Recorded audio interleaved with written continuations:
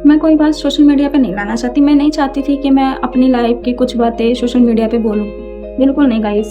पर शायद मुझे ना बार बार ये अफसोस होता है अपने एक फैसले पर, बहुत रिग्रेट होता है कि मैंने अपनी लाइफ में, मतलब अपनी लाइफ के लिए लाइफ पार्टनर मैंने गलत चुन लिया।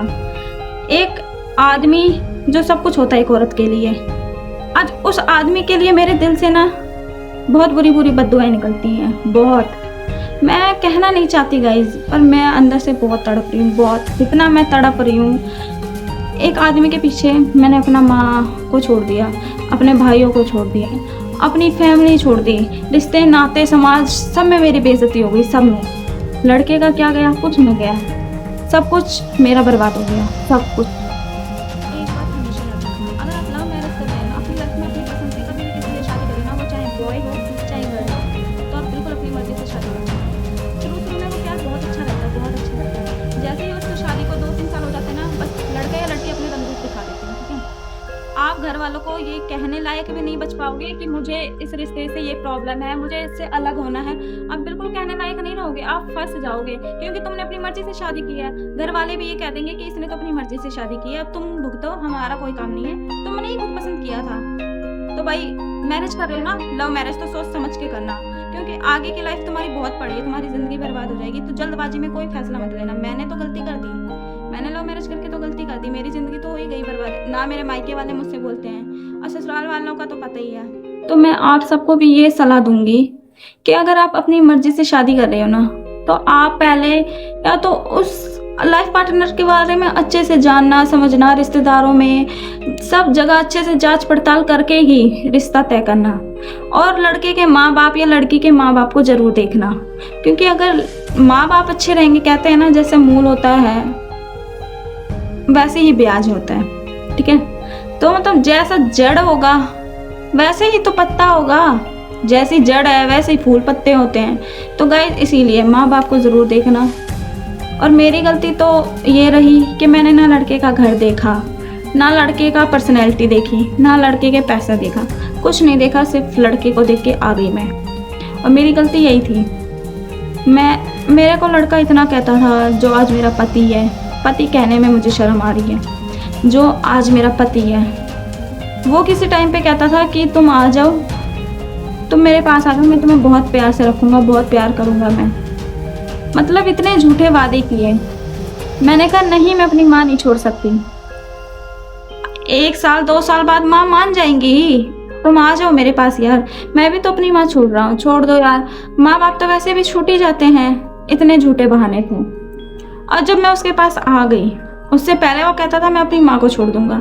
मैं उससे ये नहीं कहती कि अपनी माँ को छोड़ दे, मैं चाहती हूँ चल मेरी छूट गई, पर उस चीज़ का उस बंदे को एहसास तो हो कि मेरे पीछे इसने अपना सब कुछ छोड़ा और आज मैं इसके साथ ऐसा कर रहा हूँ, ठीक है।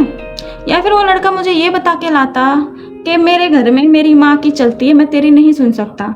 या फिर उसने मुझे ये बताया होता मेरे पति ने कि मेरे घर में रहने के लिए 2 ही कमरे हैं, मेरे भाई की शादी होगी तो उसकी बीवी और वो रहेगा, और एक में मेरे मम्मी पापा, मैं तुझे कहाँ रखूँगा। जो भी बात थी वो क्लियर वो मुझे बताता, और उसने मुझे कुछ भी क्लियर बात नहीं बताई। उसने मुझे सिर्फ झूठ बोला कि मेरे घर में सब कुछ है, तुम आ जाओ, बस तुम्हारी कमी है, तुम आ जाओ, तुम्हारे पीछे मैं मर जाऊँगा, जहर खा लूँगा, ये कर लूँगा, वो कर लूँगा, इतना।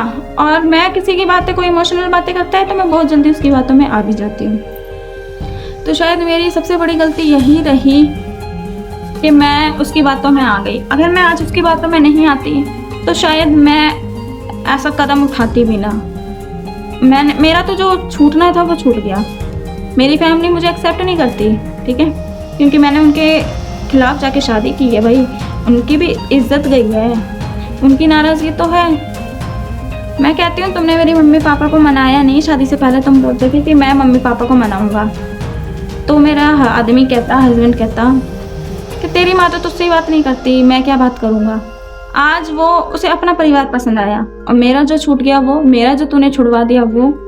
तो गाइस किसी भी रिश्ते में अगर आप जुड़ रहे हो ना तो आप अच्छे से देखना, कोई भी हर लव मैरिज सक्सेस नहीं होती है। मैं कह रही हूँ अगर पॉसिबल हो ना तो तुम मैरिज है ना बहुत सोच समझ के करना, बहुत, क्योंकि आगे की लाइफ बहुत बड़ी है, डिसीजन जल्दबाजी में मत लेना, वरना ज़िंदगी भर पछताने के अलावा कुछ नहीं होगा। आज मेरी एक छोटी बच्ची है, मेरे मन में ख्याल आता है मैं उसको छोड़ दूँ, कहाँ जाऊँ? छोड़ के कहाँ जाऊँगी मैं? ना मेरे पास रहने का घर है, ना आदमी अच्छा कमाता है, ना मैं सोशल मीडिया से वीडियोस बना सकती हूँ। मुझे थोड़ा सपोर्ट नहीं मिलता है। मैं अभी भी वीडियोस छुप छुप के बनाती हूँ। अभी मुझे इतना सपोर्ट नहीं मिल रहा कि मैं सबके सामने कैमरा खोल के बोल दूँ हेलो गाइस, बिल्कुल नहीं बोल सकती मैं मतलब फंस चुकी हूँ इस रिश्ते से। मैं आज़ाद होना चाहती हूँ इस रिश्ते से। अब मैं कैसे हूँ कैसे नहीं मुझे नहीं पता। मेरी लाइफ ना ऐसे निकल रही है, कभी कभी मन करता है मैं मर जाऊँ। मेरे पास लास्ट ऑप्शन मुझे यही मिलता है कि मैं मर जाऊँ। मैं इतनी परेशान हो चुकी हूँ अपनी लाइफ से, बहुत परेशान हो चुकी हूँ। शायद ये मेरी बहुत बड़ी गलती थी कि मैंने अपनी पसंद से शादी की। आज मुझे वो भी पसंद नहीं है। जिसको मैंने दुआ में मांगा ना, भगवान ना करे ऐसा आदमी किसी को बद्दुआओं में भी मिले।